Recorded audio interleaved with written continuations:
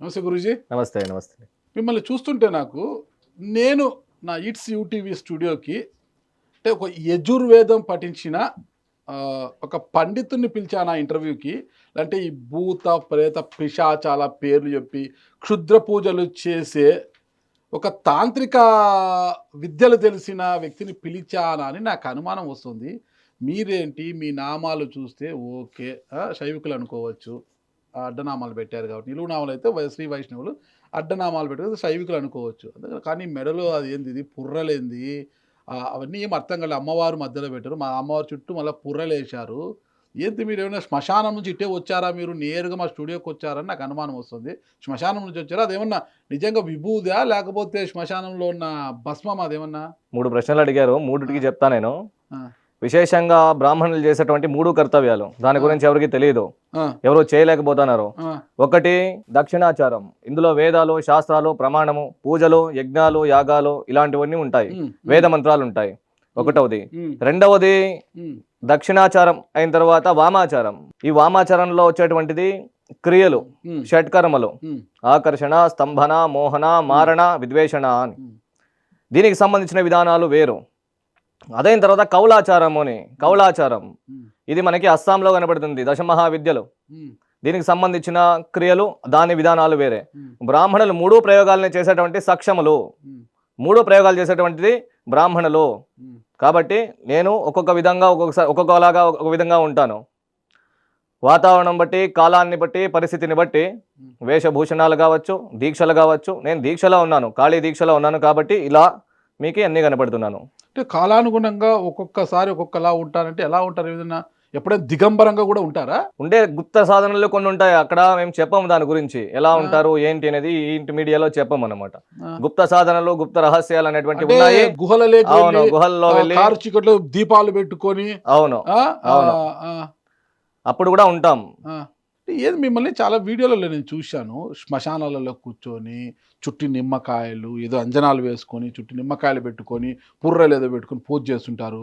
నీళ్ళ మీద, వాటర్ మీద ఇలా కూర్చొని ఏదో ఒక భయంకరమైన విద్యలు చేస్తుంటారు. ఉమ్. అసలు ఈ గుహలలో కూర్చొని రహస్యంగా ఏదో ముక్కు మూసుకొని ఏదో పూజలు చేస్తుంటారు. ముందరంతా ఏదో నిమ్మకాయలు అది ఇది తంత్రాలు పెట్టేసి ఉంటారు. అసలు ఏం చేస్తున్నారు మీరు? అసలు ఏం చేయాలనుకుంటున్నారు నాకు అర్థమైనా. ఎవరన్నా ఈ ఏమంటారు గుప్త నిధులు తవ్వకాలు ఇవన్నీ చేస్తుంటారే, వాళ్ళ టీంలో సభ్యుడా మీరు అనిపిస్తుంది ఒక్కోసారి నాకు. అరే అలాగంట ఎలా అంటారు మీరు? అలాగే నాకు మీరు చేసే విద్యలు చెప్తున్నాను చూడండి. చూస్తే కాదు నాగరాజు గారు, ఎలాగంటే ఇది సాధన ప్రక్రియ. ఓకే. ప్రక్రియలో ఏది శ్మశానం అనేది ఇప్పటికీ చెడ్డది కాదు. శ్మశానం అనేది ఈశ్వరుడు వాసం ఉంటాడని చెప్పి శవారూఢాం మహాభీమాం ఘోరదంశ్ర సన్ముఖేం చతుర్భుజాం ఖడ్గముండాం వరాభయకరాం శుభాం. అంటే కాళీ యొక్క ప్రయోగం. కాళీ ఎందుకుంది? అందరినీ రక్షించేందుకోసం ఉంది. సో కాబట్టి శ్మశాన విద్యలు వేరు. శ్మశాన విద్యలు చేసేది సాధన కొరకై, తీవ్రమైన సాధన సమాజ ఉద్ధారం కోసమై, సమాజాన్ని ఉద్ధారం చేసేందుకోసమై ఇవన్నీ విద్యలు ఉన్నాయి, ఎప్పటికీ ఉన్నాయి. మేము చేస్తాం దాన్ని. ఒక పండితుడుగా యజుర్వేదం పఠించిన ఒక పండితుడుగా, అంటే సాత్విక పూజలు మనం ఇంట్లో చేసుకుంటే పూజల వల్ల అంటే మనం ఇలా ఉండకూడదు అంటారా? ఇలా ఉండద్దు మీరు అంటారా? సాత్విక పూజల వల్ల ఫలితం రాదంటారా? మన ఇంట్లో పూజలు చేసుకుంటే వాటిని సాత్విక పూజలు అంటారన్నమాట. అవును. రోజు నిద్ర దేవుడికి పూజ చేస్తాం, దీపారాధన చేస్తాము, ఓకేనా, ఇంట్లో సాత్విక పూజలు చేసుకుంటాం మనము.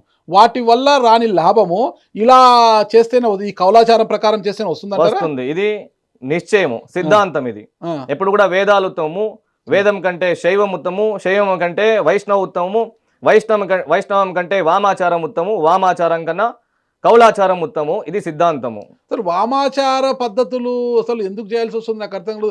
బ్రాహ్మణులు వామాచార పద్ధతులు అంటే మీరు చెప్పేది కామాఖ్య టెంపుల్ చేసి వామాచార పద్ధతే కదా అది? అవును, కౌలాచారం అక్కడికి పోతారు అనమాట. ఆ విషయాల్లో వేణుస్వామి గారు కూడా అదే చెప్తుంటారు అనమాట, కౌలాచారం. ఆయన ఏదో చెప్పారు ఇటీవల అక్కడ అమ్మవారి గుళ్ళోంచి ఆయన ఏదో బయటికి గెంటేశారని కూడా ఒక ఛానల్లో వచ్చింది. ఆయన అక్కడ జరిగేది ఒకటి, ఇక్కడ ఆయన చెప్పేది ఒకటి. అలాంటి పద్ధతులు ఏం లేవు అక్కడ. కానీ వేణుస్వామి ఇక్కడ అందరినీ తప్పులు పట్టిస్తున్నాడు, తప్పుదోవ పట్టిస్తున్నాడు అని గుళ్ళోంచి ఆయన బయటికి గెంటేశారనేది పెద్ద ప్రచారం జరిగింది. మరి ఈ విషయం అడగడానికి ఆయన అందుబాటులో లేరు. మీరేం చెప్తారా? కౌలాచారం అంటే మంత్ర, ముద్ర, మత్స్య, మాంస, మైథునాలతో అత్యున్నత స్థితికి వెళ్ళేటువంటి ఒక ప్రక్రియ. అది క్రియ. ఇక్కడ మనకి బగళాముఖి, పరవిద్య, భక్షిణి, బగళాముఖిట రాజమాతంగేశ్వరి ఇలాంటి దశ మహావిద్యలు ఉన్నాయి. కాళి, దక్షిణ కాళి, బగుళాముఖి, చిన్నమస్త, ప్రత్యంగిర, తార, కమల ఇలాంటివంటిది. మీరు దాన్ని చెప్పేది ఆరాధన వేణుస్వామి గారు చేసేటువంటిది చెప్తుంటారు. మీరు చెప్పండి వేణుస్వామి. కానీ ఒక విషయం చెప్పండి, వేణుస్వామి గారికి నాకు చాలా విభిన్నమైనటువంటి డిఫరెన్స్ ఉన్నాయి. నేను చెప్తున్నా, వేదాలే శాస్త్రము, వేదం ప్రమాణం, దాని ఆధారంగానే ఇవన్నీ వచ్చాయి. మరి మీరు దేన్ని అనుసరిస్తున్నారు, ఆయన నేను మూడుని అనుసరిస్తాను. ఆయన చెప్పింది భగాలముఖి, తార ఇవన్నీ ఆయన కూడా చెప్తుంటారు అన్నమాట. కౌలాచారమే, కామాఖ్య అమ్మవారిని ఆయన కూడా పూజిస్తుంటారు. మీరు అదే చెప్తున్నారు, కౌలాచార పద్ధతి చెప్తున్నారు. మీకు ఆయనకున్న తేడా ఏంటి? నేను సాధించిన వ్యక్తి, నేను చదువుకున్న దీన్ని తంత్రశాస్త్రంలో నేను డాక్టరేట్ చేశాను. తంత్రాగమం అని ఉంది, తంత్రాగమం అని ఉంది, అది నేను చదువుకున్నా. దాని ప్రకారమే క్రియలు చేస్తా. ఇది ఎందుకు చేస్తానంటే నా కోసమని కాదు, ఇది సిద్ధి సాధన ఇతర వాళ్ళకి ఉపకారం కోసమై, పరోపకారం కోసమై ఈ విద్యలు చేస్తూ ఉంటాను. నేను మూడు విద్యలు చేస్తాను. గృహ ప్రవేశాలు, దేవతా ప్రతిష్టలు, శాంతి కార్యక్రమాలు, ఇలాంటి యజ్ఞాలు, యాగాలు ఇలాంటివి చేస్తాను. అదైన తర్వాత గ్రహ సంబంధాలు, దయ్యం పట్టడము, అదైన తర్వాత తీర్చిన గతి, వాళ్ళు చనిపోవడము, వెళ్ళి సూసైడ్లు చేసుకోవడము, దీనికి సంబంధించింది మనం పూజలు చేసే రావు. దీనికి తంత్రం కట్టు కట్టాలా, ఆ కట్టుని ఈ ఆచారంలో చేసేటువంటి విధానం ఉంది. ఇంకా సంప్రదాయం ప్రకారంగా వచ్చినట్టు కౌలం అనేది ఉత్తమము అని నేను తెలుసుకున్నది, చిన్నప్పటి నుంచి కూడా పాటించుకుంటూ వస్తుంటది. ఆ కౌలాచారంలో దేవి యొక్క రహస్యాలు, మర్మాలు, రహస్యాలు, సృష్టి యొక్క రహస్యాన్ని అందులో చెప్తారు. కాబట్టి ఈ మూడు చదువుకున్నాను. తప్పేముంది? తప్పు లేదు అని ఒకసారి మనం పక్కన పెట్టలేను. కానీ నేను ఒక విషయం అడుగుతాను, తప్పులే.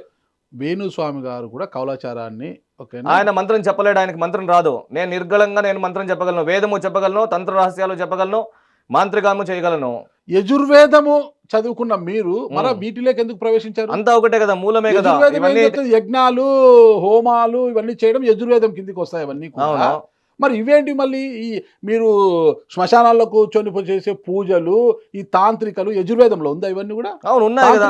యజుర్వేదంలో ఉందా? తాంత్రికం అనేది వేదంలో ఉంది, ఎందుకు లేదు? ఇలాగా నాగరాజు గారు ఎప్పుడు కూడా జనాలు ఎలాగైపోయిందంటే, ఏ వేదం ఏం చెప్తాను చెప్పండి. ఓకే, 4 వేదాలు ఉన్నాయి కదా. అవును, యజుర్వేదము, ఋగ్వేదము, సామవేదము, ఇంకా అథర్వణ వేదం. ఏ వేదం ఏం చెప్తోంది? ఋగ్వేదము ప్రకృతి గురించి, ప్రకృతిలో సృష్టి గురించి చెప్పేటువంటిది ఋగ్వేదం.